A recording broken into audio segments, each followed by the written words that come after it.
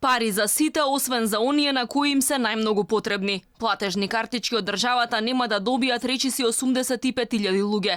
Тие извисија бидејќи биле пасивни баратели на работа, односно се пријавувале на секој 6 наместо на 1 месец.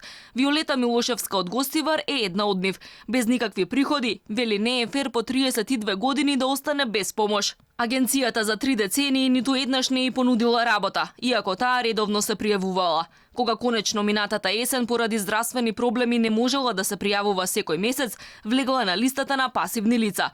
Токму поради овој потек, сега не иследуваат 9.000 денари. Дури директоров во фондот кај што се пријавувам се зачуди. Викат како може тебе да не следат кога цел живот си под завод. Не знам, реков директора. Вулја па без се чудеа и тие. Викат ова е катастрофа, ова е срамота, викат. Ова е баш срамота невидена.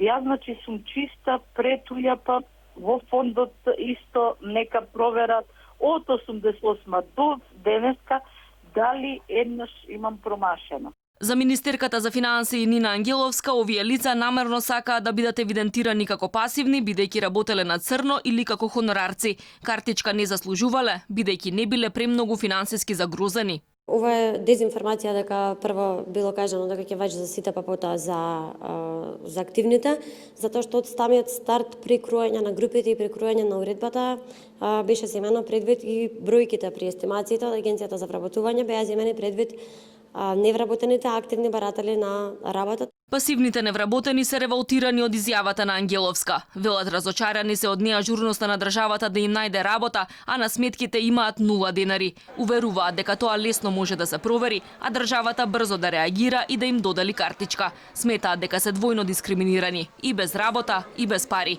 Веќе поднале приговори. Кога сакаат може да се јават во УЈП, јас стварно немам ништо, апсолутно, никаков приход. За разлика од пасивните невработени кои останаа со празни раце, вработените на минималец ќе добијат и ваучер за да одат на летување и картичка со 3.000 денари за трошење.